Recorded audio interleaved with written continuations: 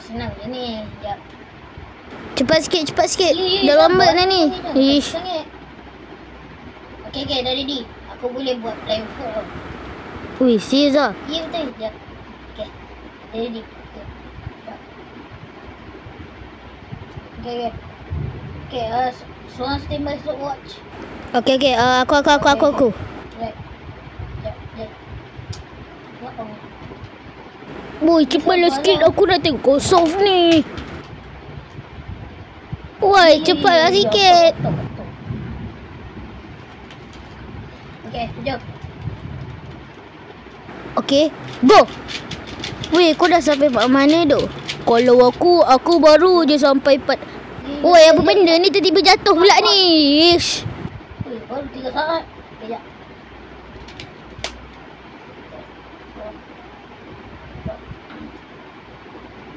Alright.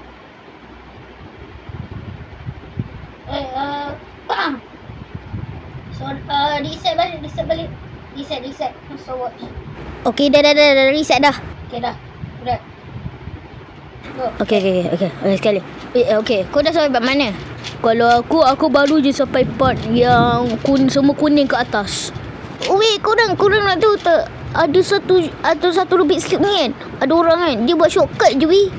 Oh, Rubik's Cube pun ada buat shortcut juga Ya doh, ada shortcut juga Rubik's Cube ni. Dia macam contohlah, aku guna juga shortcut tu. Lepas tu aku dah pusing Ario 2 kan, 2 kali kan.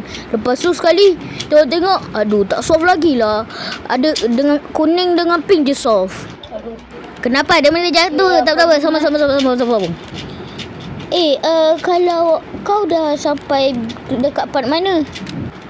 Kalau kau dah sampai part mana? Oh, kalau aku baru je sampai part yang semua biru tu kat atas. Oh, macam tu. Dia dah siap. Berapa saat? Okay, aku stop 2 minit 6 saat. Okay. Jap. Okay.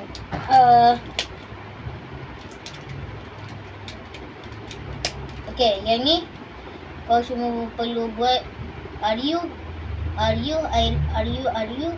you dua kali. Okay, cuba try. Biar ke kau ni? Sekejap aku try.